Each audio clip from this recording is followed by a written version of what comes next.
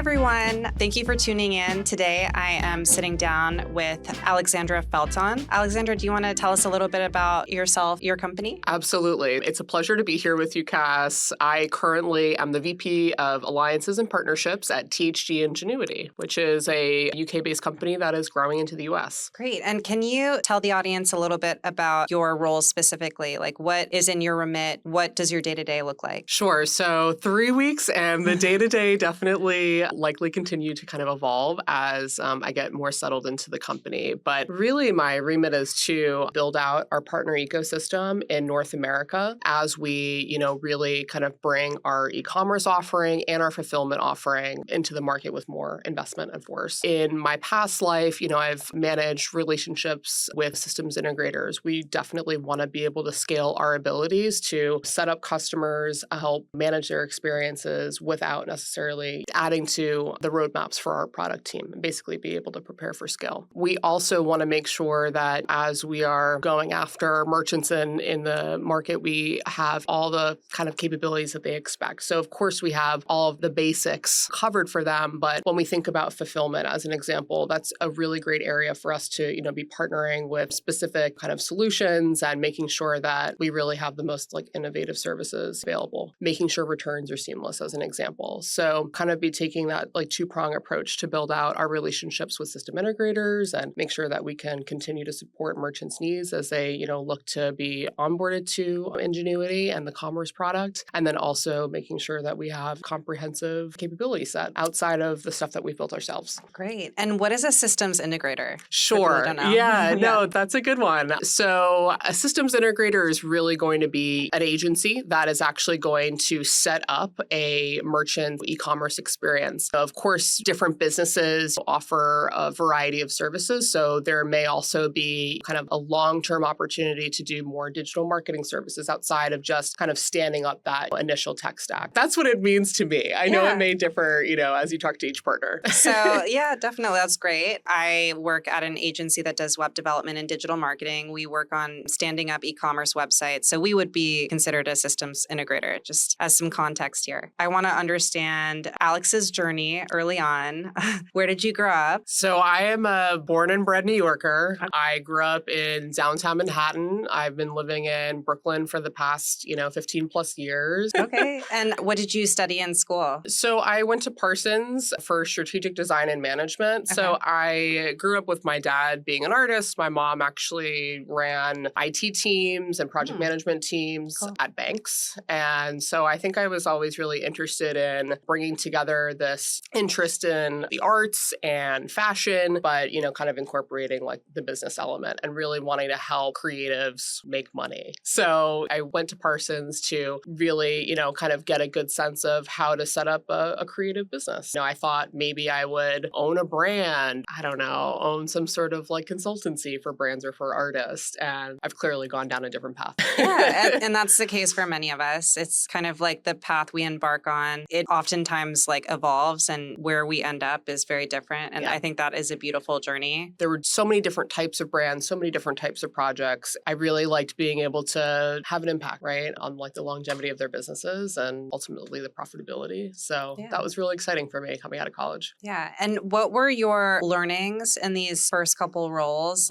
It's nice that you had exposure to a lot of different types of responsibilities, it sounds like. And you had exposure to different brands. And what were some meaningful insights that you gathered in those initial roles in your career? I really felt that we weren't making a lot of recommendations around the kind of tools from a technical standpoint that these brands could be using to really elevate their experience. And that was a piece that I felt was really missing. And I wanted to make sure that, I was continuing to understand what was going to, again, drive the consumer experience in the future, what consumers were really going to be kind of looking for when connecting with brands. I love that we focused on the basics of the brand experience and selling ceremonies in boutiques and things like that, and making sure that there is a frictionless experience online. But it was kind of a moment where there were so many different kind of SaaS businesses popping up with different enhancements to that basic online experience. And I was just I want to get in the mix there and really figure out what truly is compelling. What would I as a consumer actually want to leverage in terms of tools to help make decisions for my own kind of buying journey. journey. I also want to talk about your entry into partnerships roles because I think a lot of folks who are not in e-commerce, not in tech, there's a whole career path doing partnerships. So what does partnerships entail and how did you, so many things for sure.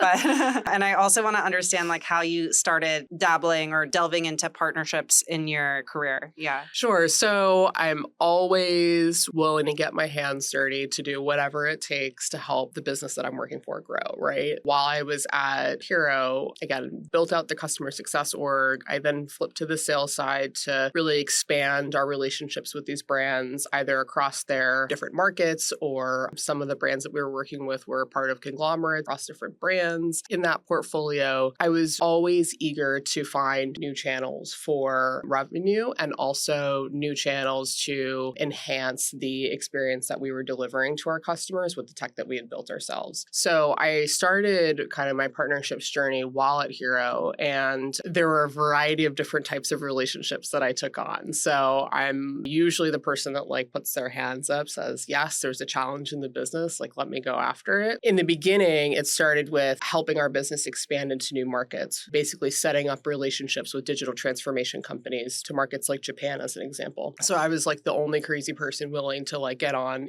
calls at all hours of the night to help train one of our new partners on how to not only technically implement our product on merchant websites, but manage these relationships, sell to these merchants and grow the relationships over time. Started with, again, market expansion. We then also worked with companies like Global Blue to, again, kind of deepen our penetration into the luxury space. So that was, again, also kind of standing up like a co-selling, co-marketing motion with very specific kind of target merchants that we were going after. Then I started working with companies like Yoox, Net-a-Porter, and Farfetch to, again, extend the experience that we were delivering to our merchants to merchants that they were kind of managing. In that case, it was really making sure that this kind of really clear ICP that we had defined, that we were connecting with other companies that also had kind of a similar customer set and that we could extend this experience that we knew, again, was helping to retain these customers and basically help them kind of convert in their buying journey. So I hope that is clear enough. No, but that's where it all started. And I kind of got a taste for all different types of relationships, from pure just kind of referral models to actually like these really deep relationships where, you're supporting kind of your partner from in that experience. So you were at Hero. What was the in-between? Yeah. So after almost 5 years at Hero, we got acquired by Klarna. Okay. So I helped, our leadership team basically transition the business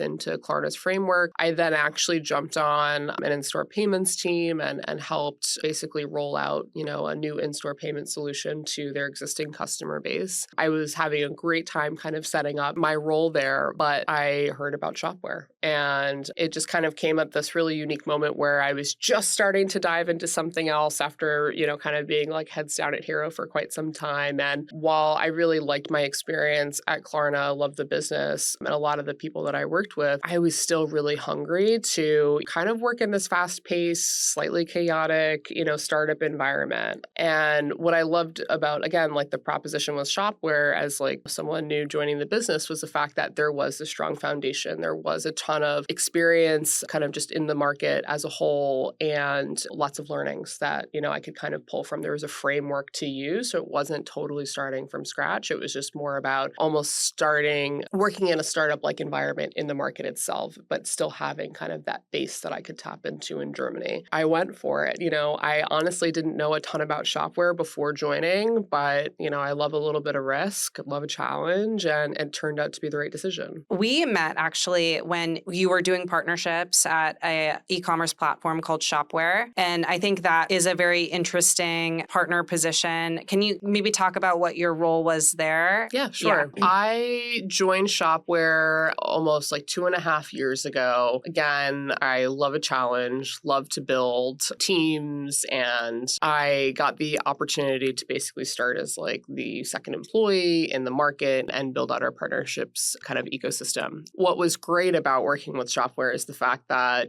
the business had been around for over 20 years. Founded in Germany. Yeah, founded in Germany. company by two brothers who are very much integrated into the business, care about the end consumer experience, the merchant experience, the partner experience, and also the employee experience. And what I love so much about that company is the fact that they had continued to invest in the tech and make sure that they were delivering the best solution for the merchants to use to create these really incredible experiences that also could continue to evolve as consumer demands changed, and not kind of creating a space where merchants would be worried about crazy costs, to kind of enhance this experience as their businesses grow, or, worry about immense technical debt. So anyway, I love the fact that there had been such an investment in making a truly composable and flexible, like a great product that is serving the needs of merchants. A vast kind of array of merchants, from small size merchants to true enterprise, very large businesses. And there was also well-established partner ecosystem that had existed for quite a long time. My kind of first goals when I came onto Shopware was to make sure that we were first creating partnerships with technology solutions that our merchants in the market really needed. So,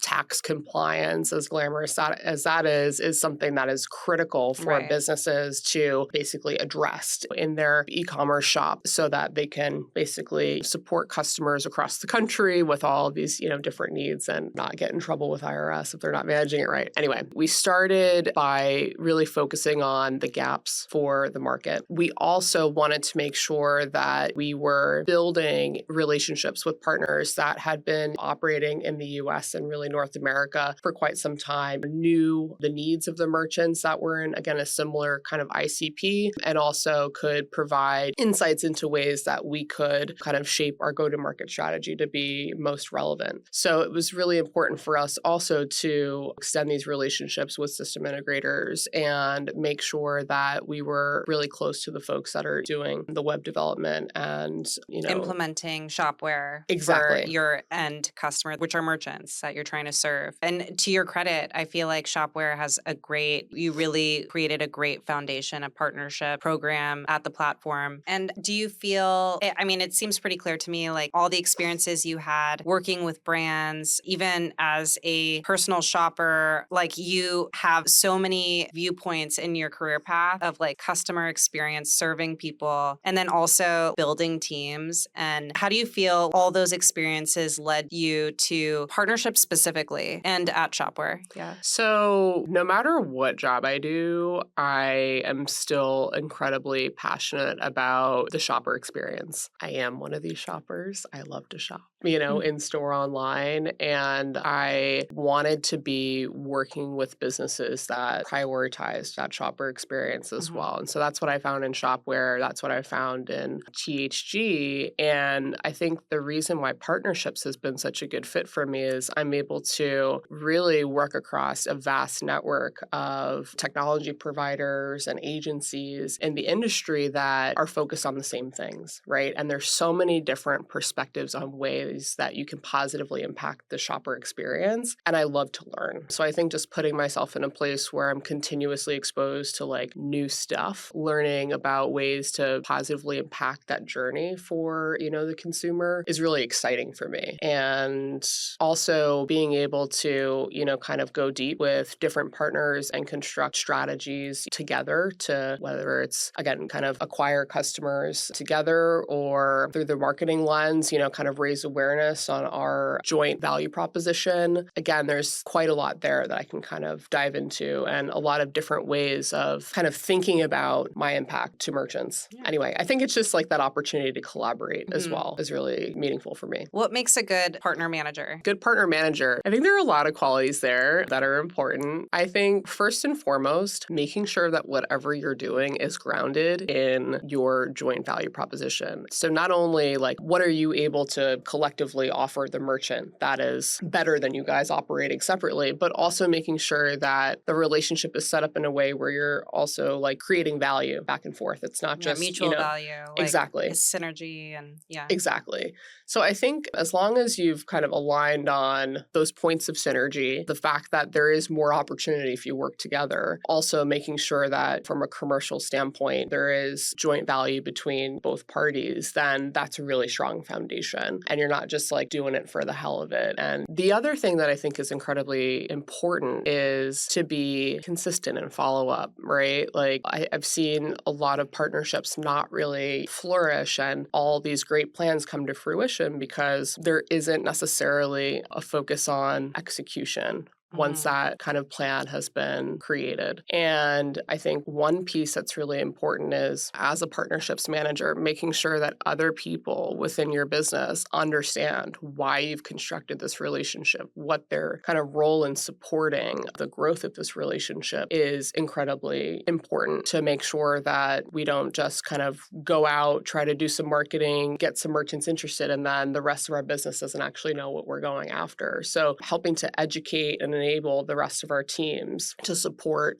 these partnerships that we're standing up. And then also, like I said, the consistency piece, like showing up, making sure that we are executing against the plans that we've put in place, that we're holding each other accountable, and direct conversations about what's working and what isn't working. I have definitely been, in positions where the goal has just been to sign up as many partners as possible, and that does not benefit the business. It's about going deep and having quality relationships versus just being able to put up a bunch of logos on a slide and say, this is our partner network, but it's only surface level. I hope that No, and I totally agree with that because I've lead partnerships for my agency. And so in the seat that I'm in, I have to manage many partnerships. Like we have partnerships with Shopify, but we also have a partnership with BigCommerce and Shopware and Shopline. And I also get inundated with requests for like, oh, would you like to join our partnership program? And because I think all of these platforms, they want access to our clients. They want us to be an advocate for them. But then in my seat, I have to be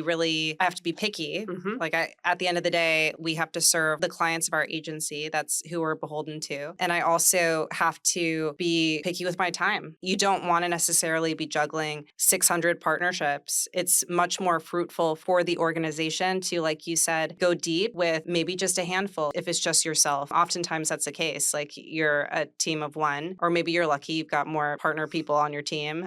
But you, on an individual level, you need to be very strategic and invest the time and come to the table with an effort to drive mutual value. And that's where a partnership is actually like worth the time on both sides. And that requires like attention. It requires time. You can't split your time with 600. I mean, on the agency side. I haven't done partnerships on the tech side, so I can't speak to that. It's but the same thing. There are, of course, ways that you can do it, but it's not going to really lead to a positive business impact. And I think you just have to be, really honest with yourself and the folks that you're working with internally about, where it makes sense to spend your time and, how to prioritize specific relationships. And when it's okay just to say, like, either now is not the right time, Right. or there actually isn't enough alignment for us to, really be investing in this relationship. So we can just be friends. Exactly. Yeah. And I think a lot of partner people are very like social and they're very people persons.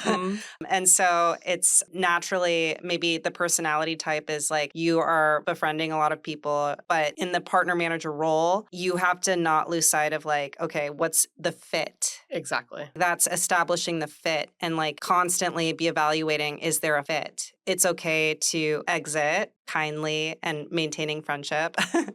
But just like knowing that the investment has to be based on fit, it being a fruitful relationship on both sides. What advice do you have for young people who might want to pursue partnerships or who want to get into tech? Yeah. So I think the first thing for me is like follow your gut, follow what I'm really trying to say is like be fearless. Just if you see something that's interesting, go after it. Don't get caught up in am I a good fit for this? Do I have experience? Like, I think especially in partnerships, so many people are on, a journey to learn and to grow. And like, you should be part of that as well. I did not have a strong background in tech, but at the end of the day, I really looked at what I cared about and what the businesses I was kind of applying to cared about. Also, made sure that I was putting myself in a place where I could be working with a business that that was doing something new for me. So anyway, I think just not limiting yourself to what you think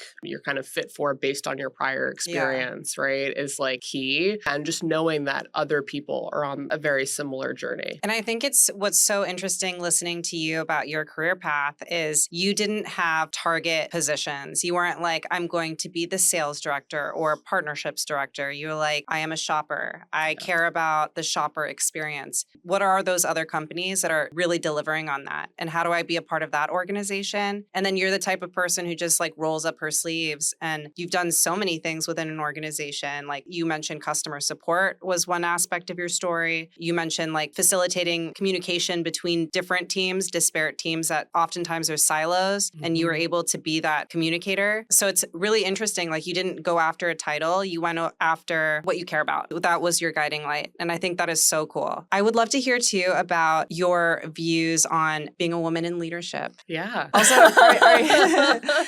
I'm like, it's really interesting because I'm 31. I've had interviewed some folks on the podcast that were like founders who are 26, like Gen Z. Yeah. And definitely had different age cohorts on this podcast. I really am curious your views on this, your perspective. I think, it kind of comes back to something that I said before. I don't let the fact that like there may not be a lot of people that look like me or have the same profile as me on paper, like in a room. If I want to be in that room, I'm going to go do that, show up, right? I think that if I sat back and like got caught up with the fact that there, kind of very few women that really hold, these kind of leadership positions at, e-commerce platforms as an example, or that's, just really starting to change. I feel like in like the last several years, that could be really daunting and prevent me from, kind of going after roles that, again, I haven't necessarily held in the past, but I still think I would be a great fit for. So I try to honestly just like lock that out, stay focused on the mission that's really important for me. And it's honestly led me into these roles. I continue to try and help other women around me develop their own careers, listen to their own intuition, encourage them to put themselves out there for, new opportunities, new experiences.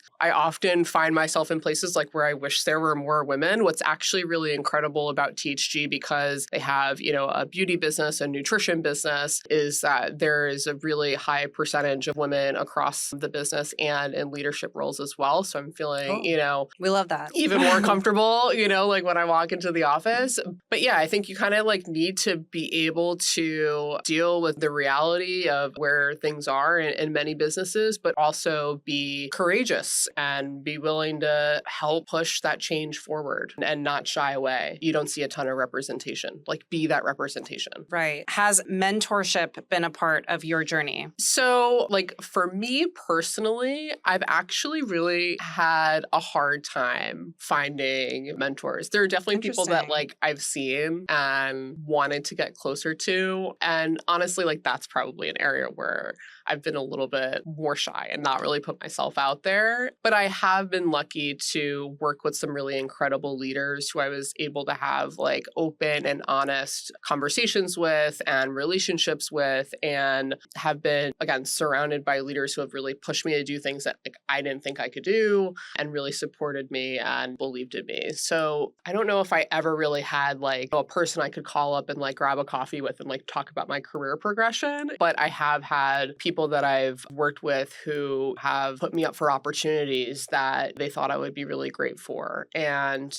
really encouraged me to, again, kind of spread my wings and go for something that could be a challenge. So when it comes to like building teams and, really supporting the growth of folks that are working for me, like that's something that I find incredibly important and really try to invest time into. Maybe it's because I've actually found it quite hard to, approach people that I've wanted to be my mentor. And so I really tried to be as open and approachable and available as possible to anyone that would kind of benefit, right, from my support or my advice. So I have really, again, created a lot of space and hold a lot of value value in supporting people that, whether they're directly on my team and I've hired them, or, maybe I kind of work with them in a different capacity and they're just in a different department. Like, if you want that support, that advice, I'm here for you. I'll always be open and direct. I think that's kind of like the New Yorker in me. Like, I'm going to tell you what it is. And there have been specifically like some women that I've worked with in the past that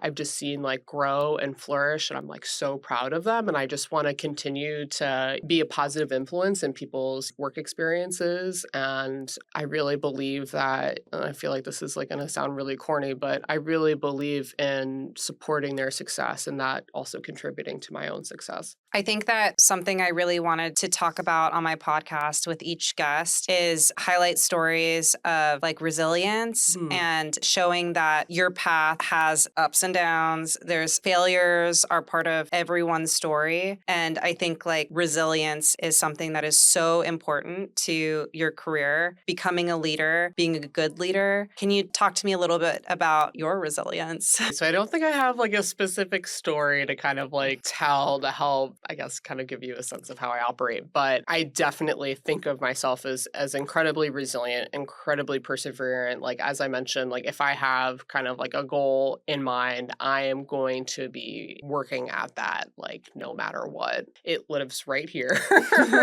There have definitely been moments in different roles that I've held where maybe things just aren't quite going as planned. I've really put myself out there and advocated for us to, put a bunch of resource behind a specific strategy and it hasn't kind of become fully realized yet. And, people are starting to kind of come around and question, is this the right decision? Did you actually lead us down the wrong path? Maybe a little voice in your head is like... Exactly. Like, right. Yeah. How come not performing yet? Yeah. In my own head, externally, and just really, again, just kind of coming back to what you believe is right. Going, as an example, like going through business being acquired, right? And figuring out like, how are we going to merge these businesses together? There were tons of moments where I was like personally challenged on, is this the right thing to be doing for our team, for our customers? And I really just had to honestly like do like a little bit of meditation and like figure out, what do I truly believe is the right thing to do, and just stand by that. I think that's been really helpful for me to kind of stay the course even when things get tough. I think something that's also really important is, while I've like talked about having my kind of mindset on achieving something and not wavering, you still need a bit of flexibility, creativity, openness to other people's perspectives, right? As you're kind of going through that. So while like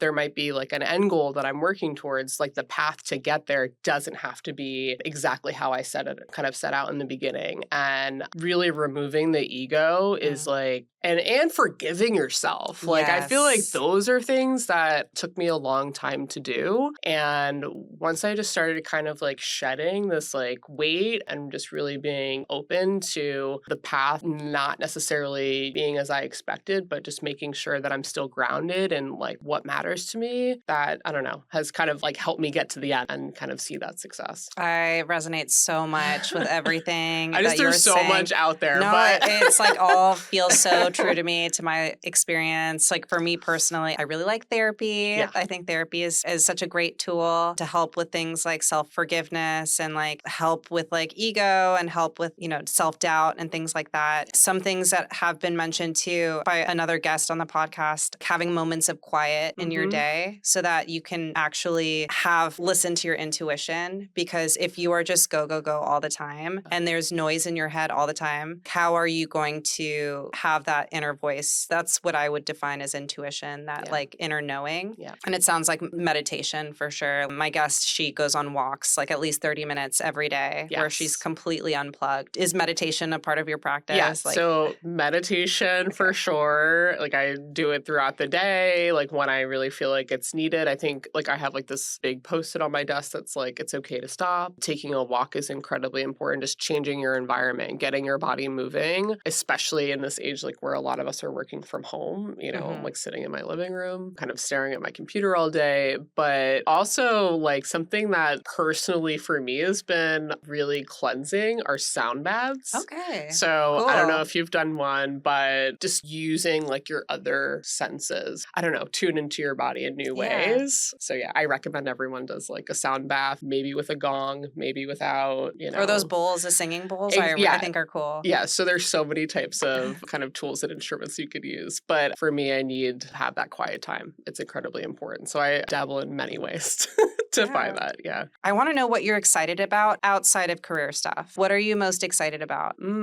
Okay, that's a good one. Well, so I mean, I have a 17-month-old, or actually 18 months today, so a year and a half. I mean, that is definitely something that keeps me on my toes every day. There's just always something new, and being a part of his development, seeing all of these different things that, I don't know, were just kind of like known or that just like weren't that exciting to me from like a new perspective is really, really fun. I also really like to travel. So not that I've like set a bunch of like trips up for next year yet, but just having another person have those experiences with is something that like I really look forward to. So just kind of taking life from like a fresh perspective through the lens of my son is really exciting. Oh, cool. Well, thank you so much for being on my podcast. This has been such a great conversation. Do you want to maybe share with the audience how they can learn about THG Ingenuity? I don't know, the socials, or maybe you could share. Sure. So I'll call out the LinkedIn. Yeah. There's a THG Ingenuity account on LinkedIn. There's also THG Commerce. If you're specifically interested in a commerce offering, you can check that out. And of course, you can reach out to me directly if you have any more questions about, how we're expanding our partnerships network. I'm on LinkedIn as well. Great. Well, thank you so much, Alex. Thanks for coming on. Thanks for listening, everyone. Yeah. Thank you.